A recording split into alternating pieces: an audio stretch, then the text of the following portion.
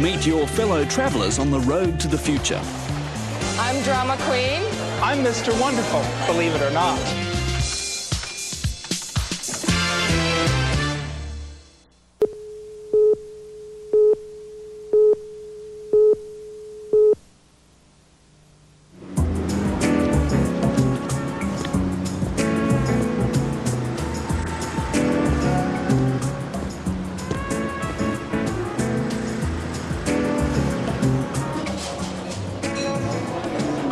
Some might say it's the place to try alternative lifestyles.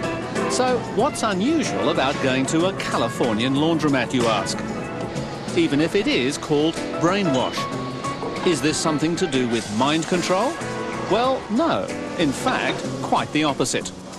This is no ordinary city laundromat. Here you can have your brain washed too.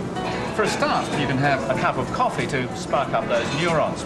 But then if you don't feel like reading a newspaper or chatting with your fellow washers, sitting here you can hook into an electronic bulletin board that puts you in touch with hundreds of people in this city and quite literally millions of individuals around the world. Just 25 cents buys you 4 minutes in cyberspace, where you can take part in an electronic conversation with people you probably don't know.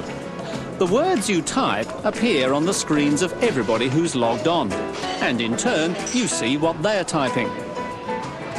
Like a bulletin board on the office wall, it allows you to swap information, jokes and ideas. It's the thin end of a revolutionary wedge that's putting communications back into the hands of ordinary people. Hi, my name is Anthony, also known as Cyborgasm on the SFNet. Hi, I'm Popeye the Sailor Man. I live on a sailboat in San Francisco Bay. Hi, my name is Dysprosium Click Clack. I'm Drama Queen. I'm Mr. Wonderful, believe it or not. I'm Exit Velocity. My name is Starchild. In suburbs around the world, millions of city dwellers live quiet, insular, often lonely lives, surrounded by others just like them whom they rarely meet. Wayne Grigori felt like that until he set up a bulletin board at home in the family kitchen. Called SFNet, it's one of about 50,000 in the United States. Basically, Wayne provides a party line for people who want to talk. He oversees the day-to-day running of SFNet, for which he charges subscribers a modest $7 a month. The bulletin board system is really quite simple. Holding the SFNet together is this standard computer and 32 modems. Each modem has its own dedicated telephone line, so a maximum of 32 people can talk to each other at any given time. The modems connect all those people through the computer, which allocates each person their own separate space on the bulletin board. So that gives everyone a chance to have their say. The result is a virtual community of people who can get to know each other very well, whatever their background, without necessarily having to meet face to face. And that's part of the appeal of bulletin boards. They provide a buffer of anonymity. Nobody can tell what age, sex or colour you are, or how much you earn. All they see are your thoughts. You know, we are all information cells. No matter how unimportant you think the information's in your head, it could be very important to the person that lives down the street, whether it's about a movie, about a restaurant, about you know, what your friends are doing tonight. But this is the kind of information that people are interested in. Whether you're a kid or whether you're an aging yuppie, you simply want to know what your peer group's doing. You want to know what they're doing, and that is the information revolution. For evidence of what Wayne Grigori is saying, look no further than the occasional party held by SFNetters who want to extend their friendships from cyberspace into the real world. Half these people never used a computer before in their lives. But now, thanks to the coin-operated terminals installed by Wayne, they have joined the Cafe Society and an estimated 12 million other bulletin board users across the United States. But SFNet is just one narrow lane on the world's rapidly developing network of information superhighways. Optical fibre data links that will connect thousands of computer networks nationally and internationally. It's already happening at places like the University of California, on the secluded hillsides of Berkeley. If SFNet is bringing people together in the local community, then the same thing is happening on a much bigger scale through something called Internet, which is essentially a network of smaller networks that reaches around the world.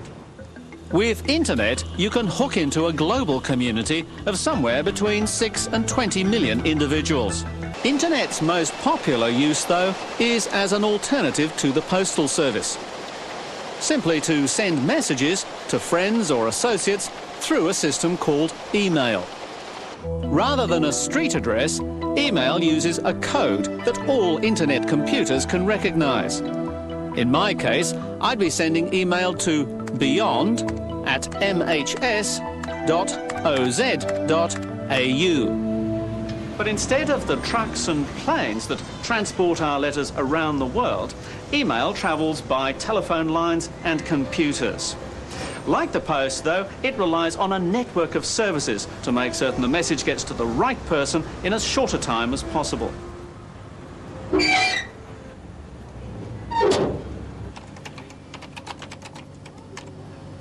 It's this electronic mail which is one of the driving forces behind the rapid expansion of network traffic. Already, Internet is accessible from 60 countries, and it's estimated that at least one person in every 1,000 is connected. Around the world, Internet is dramatically changing the way many people work, communicate, and spend their free time. Like all revolutions, this one is happening from the ground up, as individuals discover the freedom available through cafe terminals and personal computers. Already, though, the movement is under threat. Intelligence groups like the CIA are worried that they can't monitor the flow of information because they're unable to decipher some of the smart encryption software being used. So they want their own code to become the standard. And powerful commercial interests would love to turn the non-profit network into a commercial enterprise. All that would be a pity, as our global imagination would surely suffer. And with it, one of the hopes for a friendlier, better informed future.